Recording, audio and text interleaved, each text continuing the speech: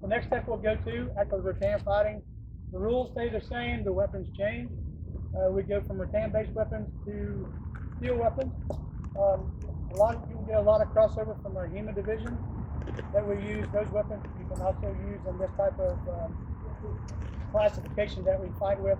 So the steel weapons, the difference you'll find mainly in this is metal body, metal legs, metal knees, metal elbows, and a different helmet. There is no open face helmets that you would see in a rattan division.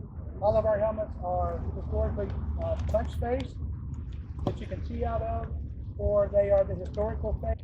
So in this division, when we use the steel swords, the difference that you'll see between us and Buhurt is they have what's called a wolf rib helmet. They use those in their division or in their style of fighting. We just don't use those. We use our historical helmets that are closed face in design only. We use those for safety for us, and this is what you'll run into, the types of helmets and the armor that you will see. These strikes are all the same. It's 3 strikes, just like it is with the tan. The whole body is the target. As we go back to the strikes again, our strikes are the same as in the tan division. It's 3 to 5 strikes on your opponent for the round to be over. This is in a duel situation, or this is in melee situation. We have another classification that we use the steel armor and the steel weapons in, is more of the 3-round pro fight style that we have used in tourneys before. You fight 3 1-minute rounds with a minute rest between, and each round is judged.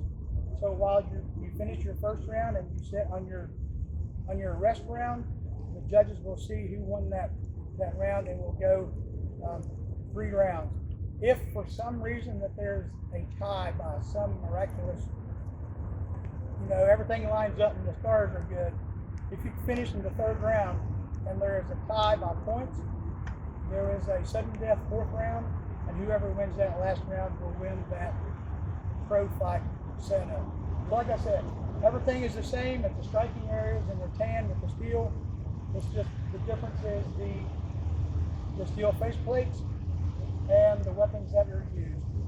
Single-handed swords, rapiers, sabers, two-handed long swords, or anything in the steel division that you will see is usually allowed in our division.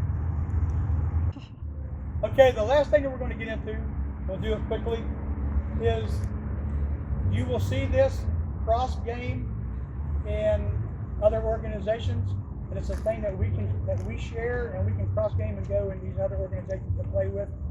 It's called your historical armor as worn, or it's called Harnischfechten. It's with steel weapons, historical armor. What we're looking for in this situation, we know that armor works. There is no acting out. There's no killing a knight in armor. The only thing that you're going to be able to score points on are gaps. If I can land a shot in an unarmored area of my opponent's body, that counts as a point. And it's usually 3 to 5 points per round as we try to go in each one. But striking does not give me a point. I've got to find the gap where he does not have chainmail coverage. The difference if he has chainmail, if your opponent has chainmail, there is no gaps for you to score points on if he has chainmail everywhere. So in that situation, it takes two-handed with the weapon, then a point that there is no metal armor but chainmail only. If that's just chainmail on his body, I have to give a thrust and a bend.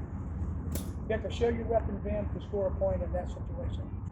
In the Harnischfechten division, where the historical armor is worn, this is one of the things that's newer, that's out there for us, and we're trying to pick this up and provide an opportunity for anybody who does that to come play with us, or we will go cross over and go play in other organizations.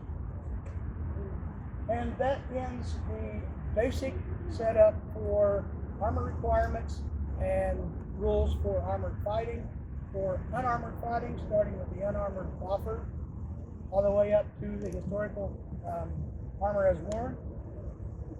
So follow us, jump on. If you have any questions, send a link or send a question to the link on the YouTube channel, and we will respond back.